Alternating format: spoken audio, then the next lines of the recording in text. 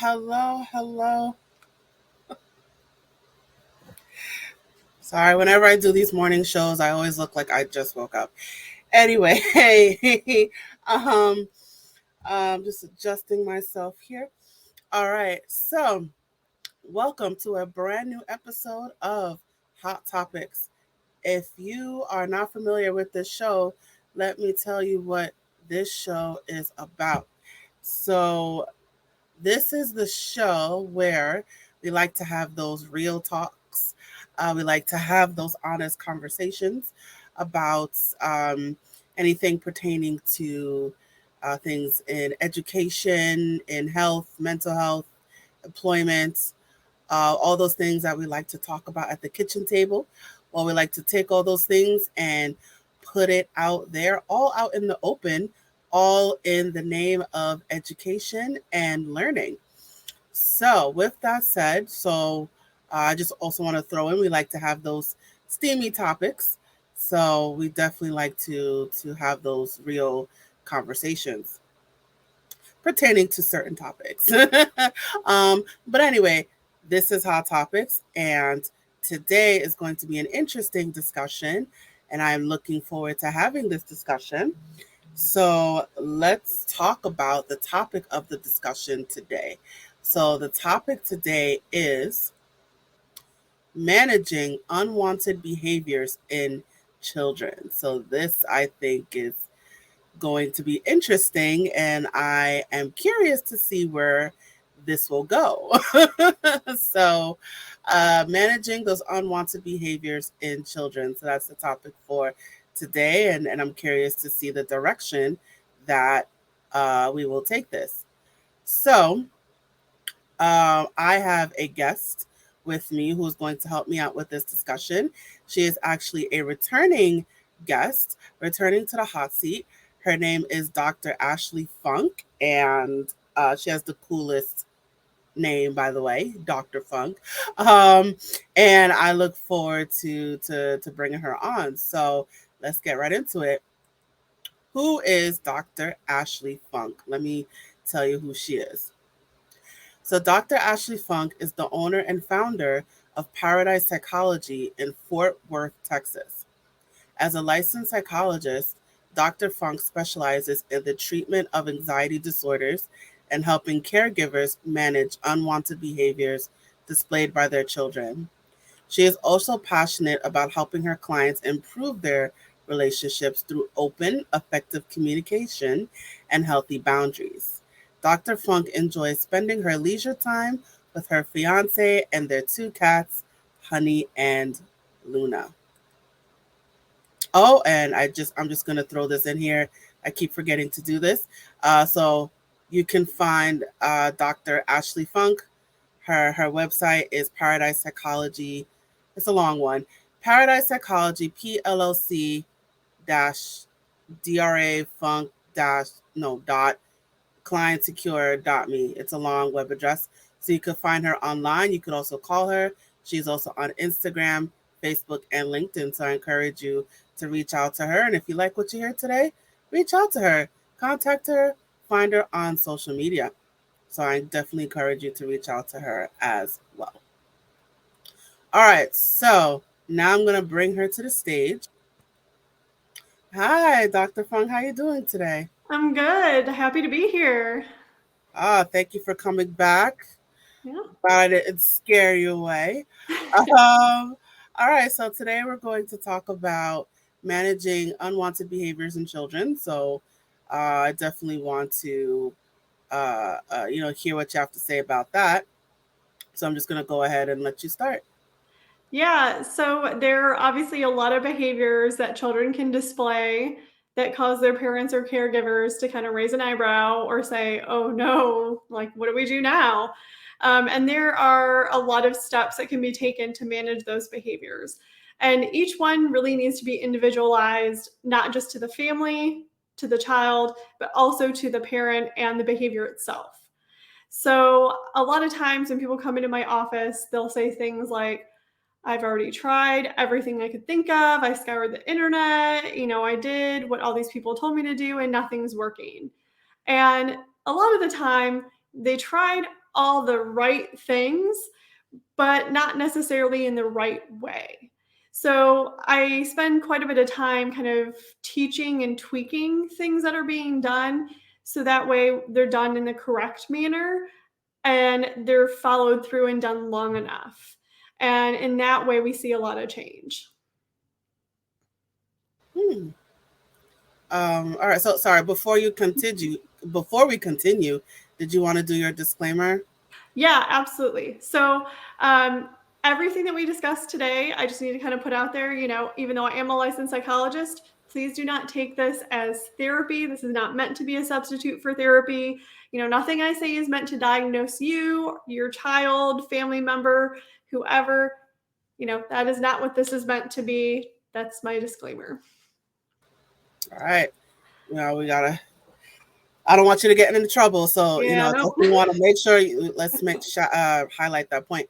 All right. So unwanted behavior. So let's talk about what those are exactly. So what are let's say the top 5 behaviors that you've come across in your practice. Yeah, so obviously a big one in young children is temper tantrums. So the kicking, screaming, throwing things, it could be hitting.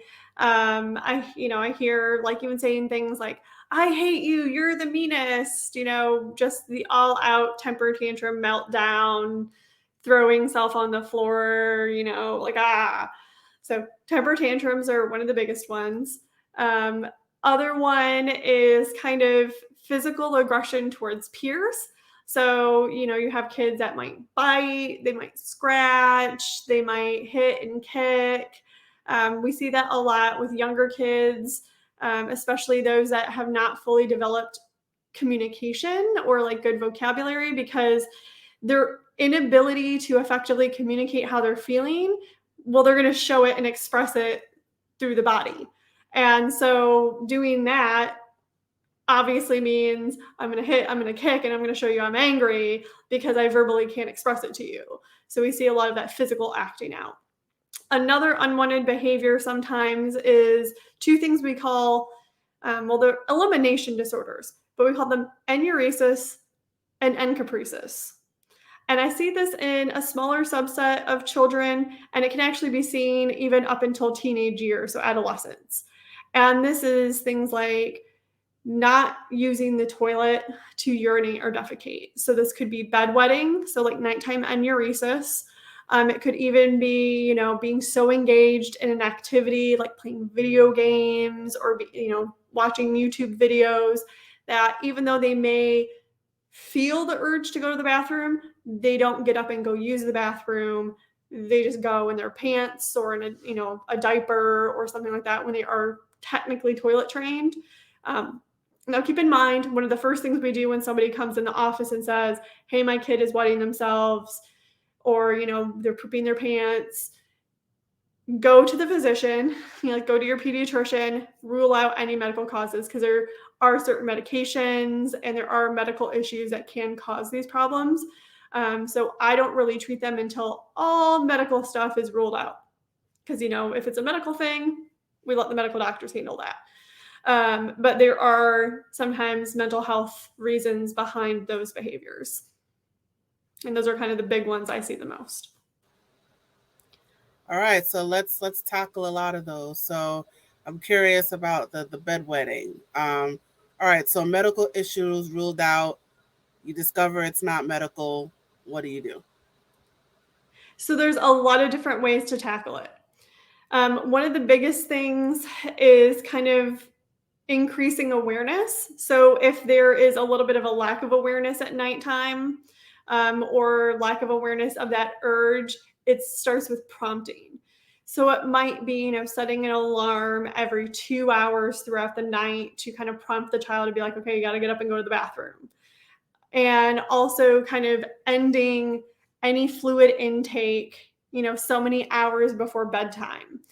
Because, if a kid is drinking like soda or they're drinking a bunch of water and then they're going to the bath and they're going to bed, they're going to have an accident overnight.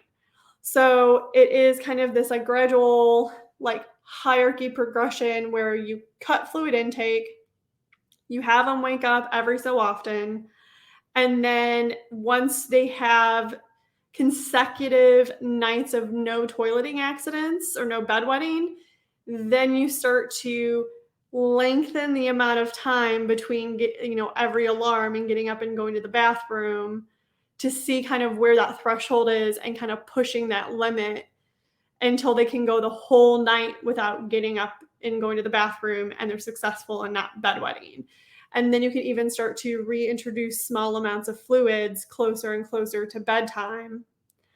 And another mechanism that's used a lot with bedwetting is they actually sell sensors that have like little alarms and like vibrations that you can actually place in the underpants of the child, that the minute it senses any moisture, it actually sets off an alarm, and it may even vibrate, and that alerts the child that they're starting to urinate in the bed, and it wakes them up, and that way they know they need to go to the bathroom right away. So there are actually like mechanisms and like tools, equipment that you can buy. Another thing that I always tell parents to do, even if the child is young, if the child is too young, have them assist. If they're old enough to do it themselves, have them do this. Every time a child has a bedwetting accident, have them be involved in the cleanup. Have them go in, take a quick shower, clean themselves up, have them, help you take the bedding off, launder the bedding, be responsible for that cleanup time.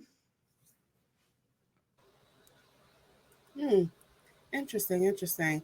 So is it the same as like when we tell younger kids, like, or when we potty train them, for example, we have them go to the bathroom like every 3 hours, so something like that? Yeah, initially it is. So it is kind of, making sure that they get used to going to the toilet regularly. And, some children just aren't as sensitive to that urge as other children. And, kind of part of my job will be kind of talking to them about what that sense is. So, like teaching them that physical awareness and that sensory awareness of what does it feel like when you have to go to the toilet. And, because some kids, and that's part of some medical stuff as well, is they just don't have that sense of urgency until it's too late. And that is, part of teaching them, like, when you feel this in your body, that's a good indicator you need to make your way to the bathroom and use the toilet. And until they build that self-awareness, making sure they know they need to go regularly on a schedule and finding kind of what their personal schedule needs to be. Hmm. Okay. Now, I know there might be, I think there's some mental health issues with that as well, when it comes to bedwetting. Can you talk about that? So I see that a lot when it's not just nighttime. So when you have someone soiling themselves daytime, one of the things we want to look at is a history of trauma. And this isn't always the case. Not everybody that soils during the daytime has a history of trauma, and not everybody that has a history of trauma soils during the daytime. But there is a small subset of individuals who have been through traumatic events that start soiling themselves, especially encopresis, which is defecation or, pooping.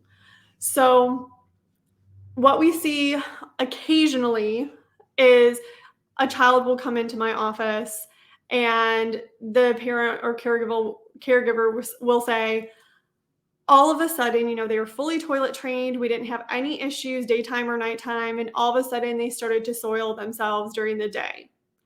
And sometimes even accompanied with that, they're not doing personal hygiene. So they're maybe not brushing their teeth anymore. They're not taking baths or showers. They're not, if they're old enough, not putting deodorant on. So they're not becoming the smelly kid and having some social issues around it. And part of that psychologically, especially if there's like a history of sexual trauma, is it is a survival or like, defensive coping mechanism to keep people away. So if I'm the smelly kid and I'm doing things that others may find, repulsive or like not good, it is keeping people at a distance, and it's protecting me because nobody will want to be around me. And now I'm keeping people away from me. And, if you think about it too, going to the restroom is in that same kind of space as is affected if there is sexual trauma. So it is kind of this not just control, but also this defensive mechanism of, if people don't want to be around me, I'm safe. And part of that is not just working through, how do we have this person, practice personal hygiene and no longer soil themselves during the daytime, but also process that trauma and kind of feel comfortable and safe again. Thank you for putting it like that. That's definitely enlightening the way you described it. All right. So I know I'm jumping around, but all right. So I particularly want to get to the temper tantrums because I work with kids and I see that all the time. So can you talk about the temper tantrums? Yes. So kids temper tantrum for lots of reasons. Some kids have what we call low frustration tolerance or low distress tolerance. So meaning, if you're doing homework with your child and they're presented with, say, a math problem that they are not understanding, and you explain it to them another way, they are not understanding. You may say, like, they're going from 0 to 60, they have a temper tantrum, meltdown, they don't want to do the homework anymore. They might rip up the paper, throw it, or like take everything and throw it away, run away, scream, holler, just kind of the gamut of things you think of with a temper tantrum. When faced with something that is frustrating or causes emotional distress, some children's thresholds are just inherently lower. And part of what we want to do is raise that tolerance for frustration and emotional distress so that child, when faced with things that they have to learn and doesn't come easily to them maybe, or like they're faced with problems that they can't solve and need help with, they don't go into what we call meltdown mode, that they're able to kind of like manage and cope with that feeling of frustration so that they can accept that help and learn that information. And then you have children who are more manipulative. And, we always think of manipulative as a bad word. Technically, all human beings are manipulative. Because anytime we do something to get somebody else to respond a certain way or get what we want or get our needs met, we're manipulating. It's just, are we manipulating in a socially acceptable way or a socially unacceptable way? And so when a kid throws a temper tantrum, we consider that a socially unacceptable way of manipulating. So these are the kids like in the grocery store that they want the candy bar. Parent says, no, you can't have the candy bar. So they start screaming and hollering, throwing things off the shelf, saying, I hate you. You never get me anything I want, things like that. That is, I'm going to cause a scene. I'm going to scream and holler. I'm going to guilt trip you because I know if I push your buttons enough, what are you going to do? You're going to be embarrassed. You're going to get me that candy bar to make me be quiet. And therefore they get what they want, not in a quote unquote good way, but they still get what they want. So those are kind of the two main, temper tantrum things that I see, or, the third one is I temper tantrum because I don't get what I want, even if the parent sits there and really steadfast, like, no, like you're not getting what you want. So unmet expectation, temper tantrum. So these are kind of the three big set-offs that I see for temper tantrums. So now the question is, what's the answer? Because I guess in my training, I learned, just let them cry, let them scream, let them holler. And even when I work with kids and, I see, whenever the kid is screaming or crying and the parent just gives in, okay, here, I'm like, no, don't listen, let them cry, let them scream. Like they're going to keep doing it because you're reinforcing the behavior. So I think it's like ignoring, or like there's a healthy ignoring. Like, to me, I'm like, listen, go ahead and scream and cry all you want. You're not getting it. So um, that's just my take, but I want to hear what your take is. Yeah, so exactly right. Do not give in. The worst thing you can do if your child is asking for something, you initially tell them no, they temper tantrum, worst thing you can do is give in. Because yes, you were reinforcing that behavior. So now your child knows, if I scream and holler enough and I throw a tantrum loud enough, I'm going to get what I want. And that is exactly what you just taught your child. And, obviously that's not what we want to teach is, if I throw a big enough fit, I get what I want. What we want to teach is, we can't always get what we want, and that's okay.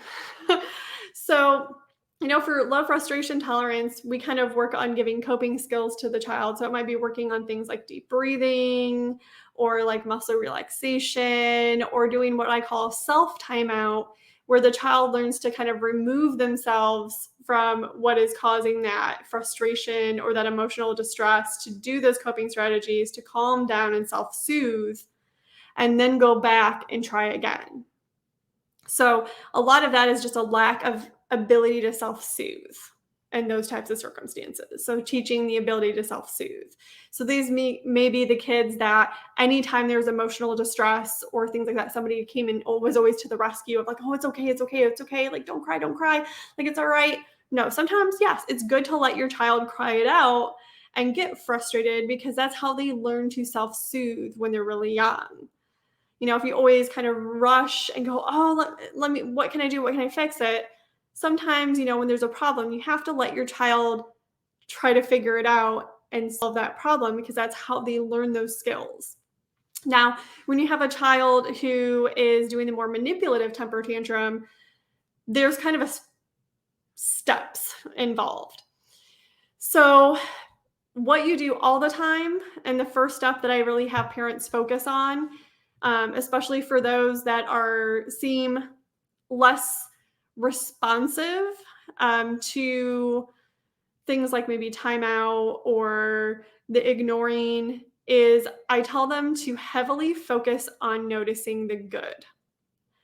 And what I mean by that is, when your child is doing what you expect of them or performing in a way that is positive, point that out immediately.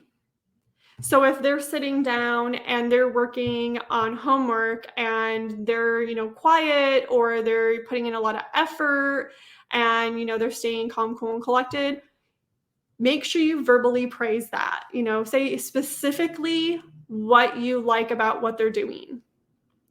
And anytime you notice those, like, be consistent, be immediate, be specific, point out the good. So notice your child being good and keep doing that, because you want to notice them being good more than you notice them being bad. And it also helps reinforce for the child, like, I am not a bad kid. I just sometimes have bad behavior. And, following up with that, yes, sometimes, if your child is acting out and they're having temper tantrums, once you're done kind of noticing the good and you keep doing that and you have it down, another thing that you can do is ignore. But there's a caveat to that. Once you ignore, expect what we call the extinction burst. So if your child has gotten like familiar and comfortable with getting his or her way, they're going to up the ante, meaning they're going to scream louder, they're going to last longer, they're going to push your buttons harder, because they're like, why isn't this working? It's always worked before. I always got what I want. So I guess I'm just going to have to try harder. So, keep in mind, a lot of parents come in my office and they say, I tried that. I tried timeout. I tried ignoring. It just made things worse. Yes, it did. But that means you were doing it right. Because when things get worse, that means it's going correctly. Because things are always going to get worse before they get better when it comes to extinguishing an unwanted behavior. Interesting that you point that out. And some parents or any disciplinarian, it's They get frustrated easily. But what you're saying is, you know, don't give up. Keep up the fight, keep going. Yep, exactly. And it is kind of just having that endurance. And, if you're a single parent household, have those supports in place. That person you can call and just say, like, this has been a really rough day, or, it's been a really rough night. Or, if you're a two-parent household, rely on each other, tag team back and forth, be like, I need a break, you need to tap in. Having that, because I know sometimes I've worked with parents too that have bedtime issues, and they're like, I was up till 3 or 4 o'clock in the morning because, my child just kept leaving and wouldn't go to sleep. And, I'm like, okay, expect to have like a week or two of those really bad nights. And then all of a sudden they start sleeping a lot better. And it is just kind of, outlasting your child, which I know sounds horrible, but it is kind of that game, if you will, of being able to outlast, being able to, endure that burst of misbehavior that follows implementing, discipline. And there are, appropriate forms of discipline and there are inappropriate forms of discipline that actually do make things worse. And not just in making things worse, like the child's behavior worse, but actually have really harmful long-term effects. Like what? Can you get into that? Yeah, so I know, back when I was a kid, it was not unusual for parents to spank their children. Or even when my parents were children, it was not unusual to be like, go out and find a switch, or like go pick a belt, things like that. And, research has now shown us that using, what we consider, capital punishment or physical punishment doesn't work. It's not only ineffective, it actually can have really harmful psychological consequences extending into adulthood. And if you think about it this way, it makes a lot of sense. If little Johnny goes up to Susie and Susie does something that makes little Johnny mad and little Johnny hits Susie and you discipline little Johnny by spanking little Johnny, well, you just discipline little Johnny by spanking him, so more or less hitting him for hitting little Susie. So what message are you really sending? And so, it shows in the research that not only is the association between the misbehavior and the discipline kind of lost in communication, but as the child ages, it has really detrimental mental health effects or psychological effects on the child, even sometimes going into adulthood. Because, this person, this parent or caregiver that's supposed to be, keeping me safe, keeping me nurtured, protecting me, has done this physical discipline. And sometimes it causes this like cognitive dissonance or this like battle or war in your mind of, well, this person, treated me this way, but they were supposed to be my protector. And then you kind of have this like war or battle or tug or war in your mind. And it may not even necessarily be conscious, like with the person, but it's kind of this subconscious, like, I don't understand why I feel this way. And we're seeing that play out as these generations that, we're used to, where like that was the norm, are aging. And we're saying, oh, wow, like this is different. Like, I guess this really didn't work. And so we're really kind of creating that shift away from that type of punishment or discipline. Hmm. Interesting, interesting. Because, it's back in my day, I was spanked, I was slapped, but Yep. now, you know, unfortunately, there's some people that, abuse that, and so that leads to the trauma. Um, but I just wanted to go back on a point where you said if, Johnny hit someone and then, Johnny gets hit for it, are you saying that, you're doing to me what I did to somebody else, so I don't understand what, why I did was bad? Yeah, it's a kind of, I guess, in a one way to look at it is it's a bit hypocritical. If you are spanking your child for hitting another child, what really is the message that you're sending there? And that is kind of a lot of the criticism for physical discipline, is your child is not going to understand the difference between that. They don't, a young child doesn't necessarily have the understanding to be like, this is different. It's just, I hit because I was angry and now I'm getting hit. And there really isn't that association. Whereas, like, if you do something like timeout, we have this component of timeout where part of it is like, do you know why you're in timeout? And if the child is unable to answer, like, you tell them specifically, like, you're in timeout because you did this. And so there is this like association and this relation made between like consequence behavior. And so the child is more likely to kind of carry those two things. And it even has like a more like a stronger motivation to not do the behavior again. Because whereas physical discipline creates a more fear-based control, like, I'm going to not, if I stop doing this behavior, really the only reason the child's going to stop doing the behavior is because they're too scared of getting spanked. So it's not an intrinsic motivation, like a moral standing of, I'm not doing this because it's wrong. It's, I'm not doing this because I'm scared and I don't want to get spanked. It's, whereas timeout is more creating the intrinsic motivation of right and wrong, where I know it's wrong to do that behavior, so I'm not going to do it. So we don't see that necessarily association of, I don't do it because I don't want to go to timeout.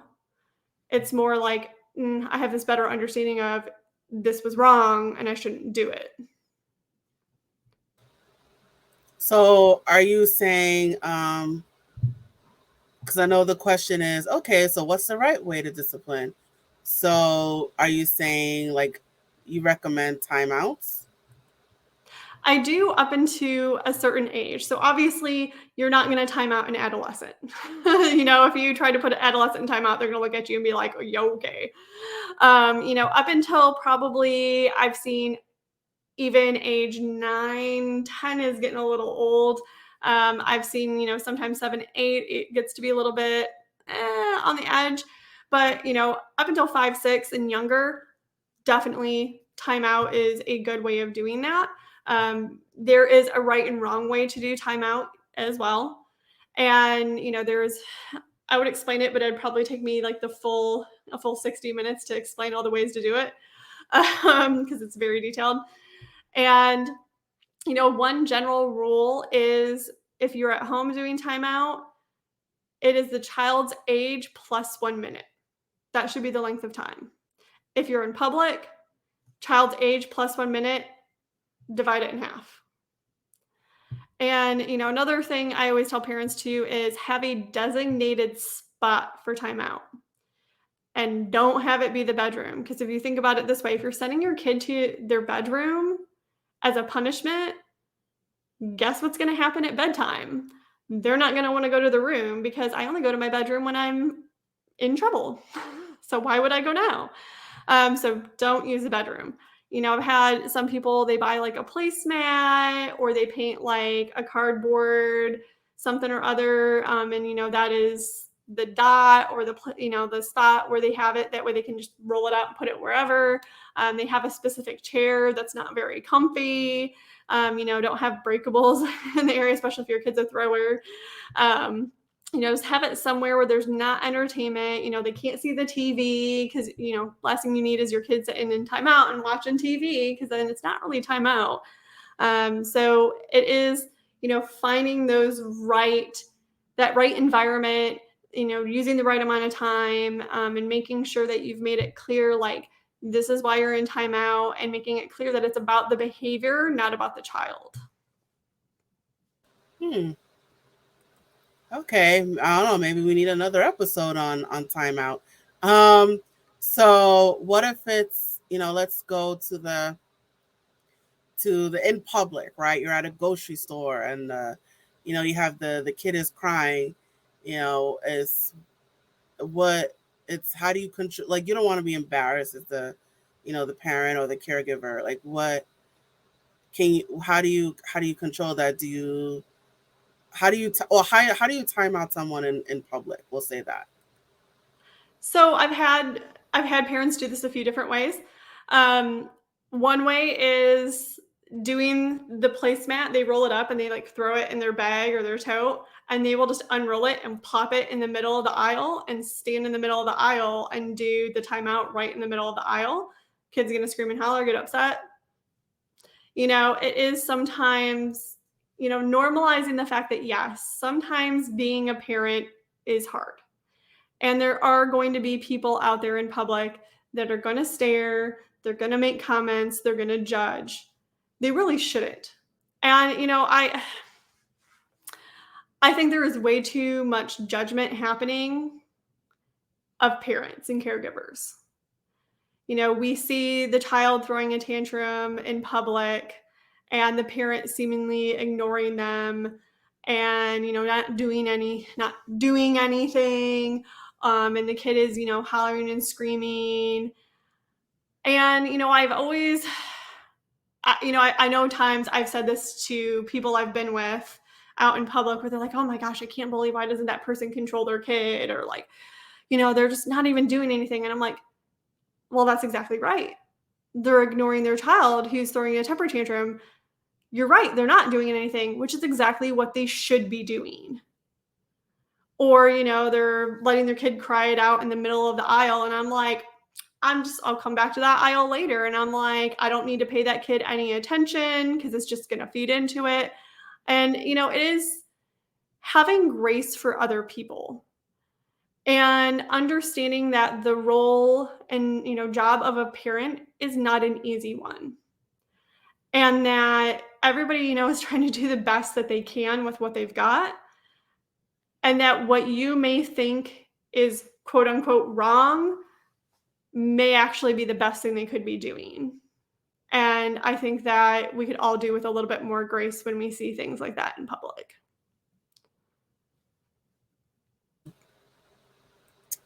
And just, I mean, that's true. And I will say I'm guilty of being that judgmental onlooker.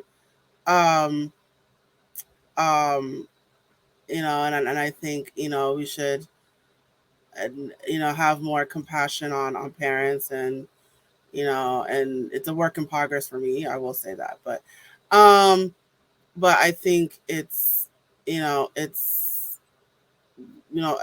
have to be. I mean, we can't cross the line with Yeah. with Yeah. discipline. Let's make that clear. There Yep. is a line, but there's as we as we correct the kids, we also want to praise them for the good that they're doing. Mm-hmm. So I think it's a balance, as you're as often as you're saying no, you know, there has to be a time where you have to say yes. Or like, oh, as you're saying, no, that's don't do that, that's bad. You also have to, when you actually see good behaviors, oh, thank you for listening. Thank you for, that's a nice thing you did for your friend, or thank you for sharing. It's, you got to speak life into these kids. Yeah. And that's exactly right. I mean, think about it as an adult. Would you like a boss who told you nothing but everything you did wrong? No, you would absolutely detest that job. You would hate it. You'd be like, why does my boss never notice all the good stuff I do? Well, it's the same thing with kids. They want to hear what they're doing well too. And even when you tell them what they're doing wrong, you need to tell them what you expect of them instead. Because you can sit there and say, like, don't do that. Well, then what am I supposed to do instead of what I'm doing? Be specific in what you expect of your children and, show them, because you are a role model for your child as well. You want them to act a certain way, show them. Because if you model it for them, they're going to copy it. And, that's one of the strongest things that I think a lot of times we as adults forget is children learn from the people they see. So if we're showing them something we don't want them to do and they start to do it, well, who's really at fault there? Interesting. So children, children learn from what they see, and I think that's also something we want to keep in mind. We can't, we tell them and we talk at them and we talk at them, but if they see something different, it's like conflicting messages. Yeah, absolutely. It really is. And I think, that is a lot of, I'll say this. I don't think it's wise to hide things from your children. Like, I absolutely think it's good to show children emotion. I sometimes hear parents say, like, I don't allow my children to see me sad, or I don't let them see me angry. Well, why not? Because those emotions exist. And those are normal emotions that all human beings have. So let your child see you happy. Let them see you sad. Let them see you afraid. Let them see you mad. But let them see you have those emotions and manage and cope with them in a healthy way. Because that's what they really need to see, is they need to see and have all of those feelings normalized, and also know, like, oh, there are ways to manage it, cope with it, express it in a healthy, effective way. So, I think a lot of times we don't give kids enough credit, especially now with all the technology. They have access to basically everything at their fingertips. I hear, children under the age of 10 tell me, like, oh, I heard this about Ukraine, and I heard this about, this mass shooting, and, like, even thinking, evolved. And our children are exposed to so much so early that we have to have these discussions. We have to allow them to experience emotions that maybe are uncomfortable for us, because maybe, we have our own biases. We may think, like, oh, they shouldn't have to worry about those things. They shouldn't, that shouldn't be part of childhood. Unfortunately, that's just not reality anymore. I remember I was in, oh gosh, I think I was in fourth or fifth grade when Columbine happened. So I got to go through pretty much all of elementary school, never even thinking about that as a possibility. Unfortunately, that's just not a reality for today's elementary school children. Those are things that they have to think about. They have drills and for, school shootings and conversations with teachers. And I think parents need to also have those conversations with children, because those current events and, things that they're experiencing at school and conversations they're probably having with their friends, things they're seeing online, whether, you think they might be or not, are affecting them. And, keep in mind, as we spoke last time I was here about anxiety, is anxiety sometimes, especially in young children, can come out as irritability and temper tantrums. Not often, but it can. And, having these conversations with your children and saying, like, it's okay to be scared. It's okay to be angry. It's okay to feel these emotions, and helping them cope with that and self-soothe and talk it out is going to help kind of, like, smooth out any of those blow-ups you might see. Thank you. Thank you for pointing that out. And I'll also add, like, kind of piggyback off of that. Like, when you see any of any of these unwanted behaviors, whether that's temper tantrums or bedwetting, or the other ones, we always want to, like you said, check for any medical issues. That's one. And I would also check, well, and also what you said, check for any mental health issues, anything with trauma. They could even, especially with what's going on in the news with Ukraine and mass shootings, they that could be scary for kids. Um, and I would also add, to check for any learning disabilities as well. Mhm. It might also be, the I don't know about the bedwetting, but the temper tantrums can just be, there's a biological reason why they're not processing information, and so they're acting out. So let's, just to kind of add to what you said, let's rule out 1, 2, and 3, before we get to discipline. Um, but yeah, so on that notes, we gotta start to wind things down. Do you have any final words that you'd like to share? Yeah, no, I think that's absolutely on point, and I'm glad you said that because yes, if a kid is throwing temper tantrums every time they sit down to do homework, yes, check for learning disabilities. I think that is absolutely on point. Great point. But yeah, final words. I think the biggest takeaway maybe today should be notice your kid being good more than you notice them being bad. You'll be surprised how much that does and how much it creates shifts of change. Absolutely, absolutely. And attention goes a long way. Mm-hmm. So, there, if you're, as you're, attention is one, Yeah. but also more positive than negative Yeah. attention. So, Yeah. And all attention is attention, good, bad, or otherwise, it's all attention. So wouldn't you rather give your child good attention? all right, absolutely. All right, so all right, so we're going to move on to your promo now. All right, you guys. So, Dr. Ashley Funk, as I said in the beginning, she is all over the place. You could check her out online.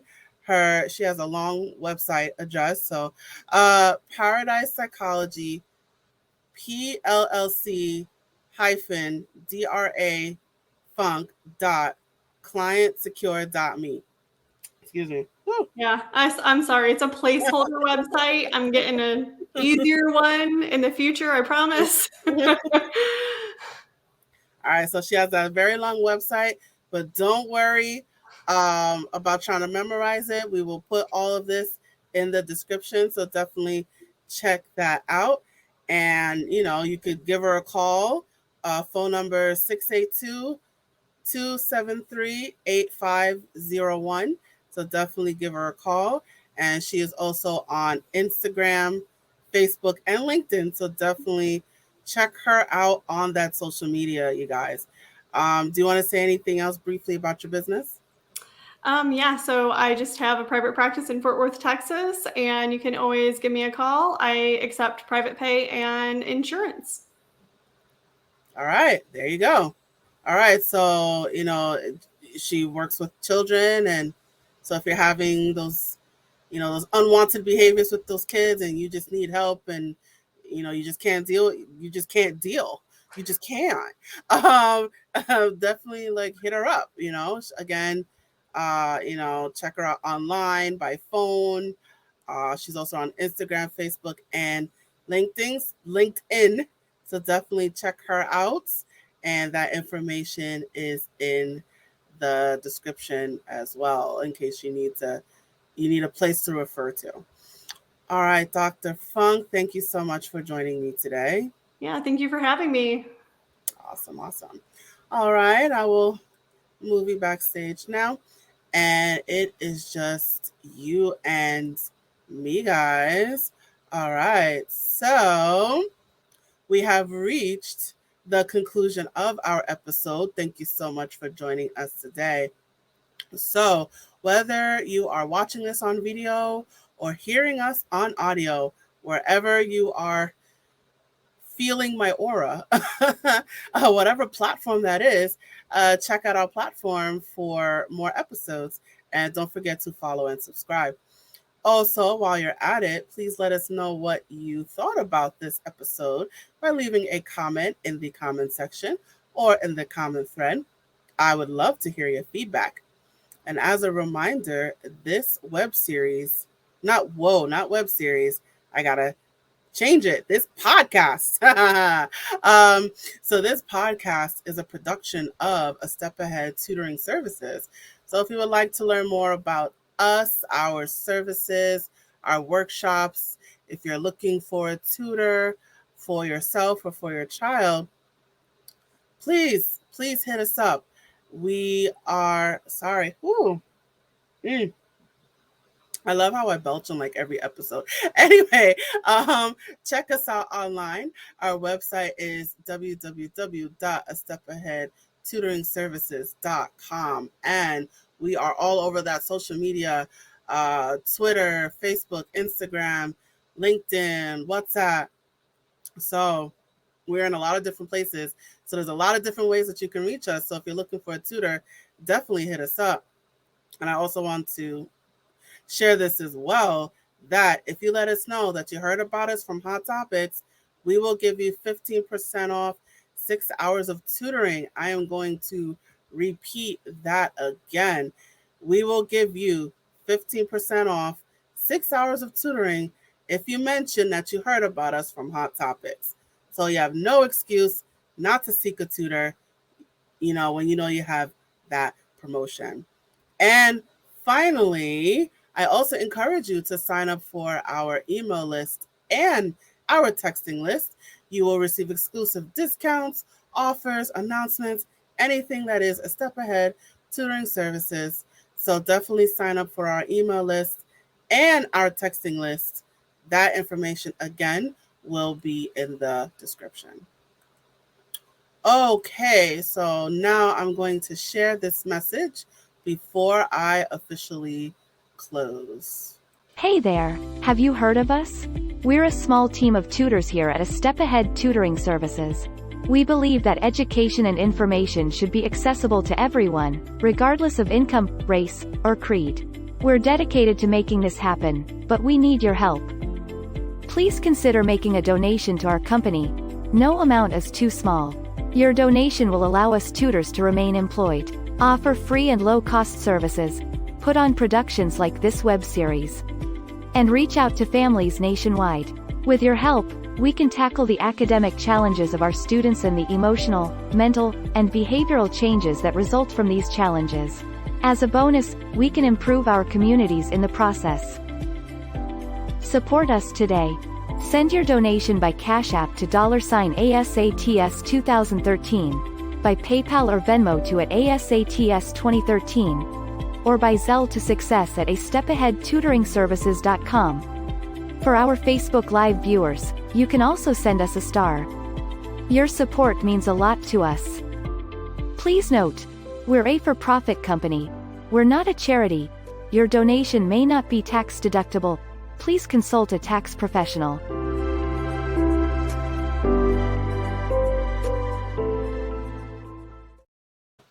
All right, awesome. All right, you guys, that's it for our show. Thank you so much for joining us today and joining me. I look forward to seeing you at the next episode. Thank you again. Now I am signing off. Bye.